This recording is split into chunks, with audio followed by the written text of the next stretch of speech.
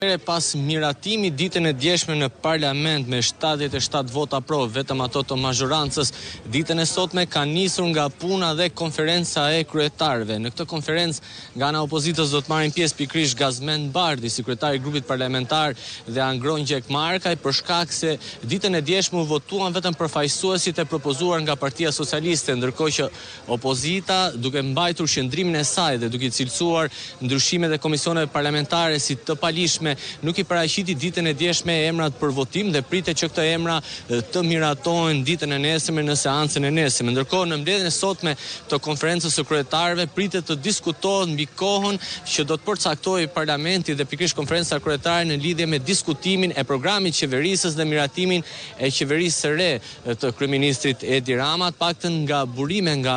brenda mbledhjes së konferencës së kryetarëve, kryetarë i grupit parlamentar zoti Gazmend Bardhi ka kërkuar që kjo të jetë pa limit, pasi sipas tij është një moment shumë i rëndësishëm ku do të diskutohet programi i qeverisës, por dhe prezantimi i qeverisë së re, dhe më pas mbylljes së këtij diskutimi,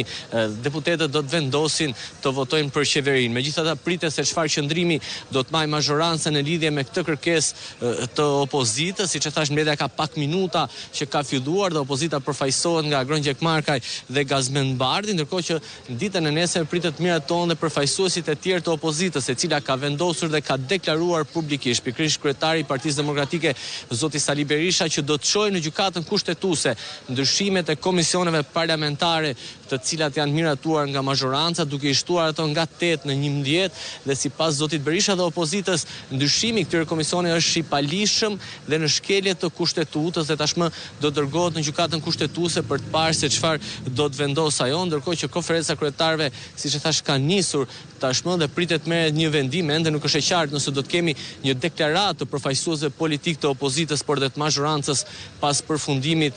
të kësaj mbledhje, ndërkohë që një pjesë e përfaqësuesve të mazhorancës kanë hyrë nga dera e kryesisë së kuvendit së bashku me zotin Gjekmarkaj për të nisur kjo mbledhje, ku tashmë pritet dhe diskutimi, dhe nëse do të merret le të themi në konsiderat kërkesa e opozitës e paraqitur nga kryetari i grupit parlamentar Gazmend Bardhi, i cili ka kërkuar kohë pa limit për diskutimin e programit qeverisës por dhe ministrave të rinj të qeverisë Rama. Siç e thamë edhe më herët, Bardhi si në parlament ashtu dhe jashtë parlamentit ka kundërshtuar ndryshimet në komisionet parlamentare të miratura nga shumica qeverise, ka mbajtur një qëndrim të ashpër duke cilësuar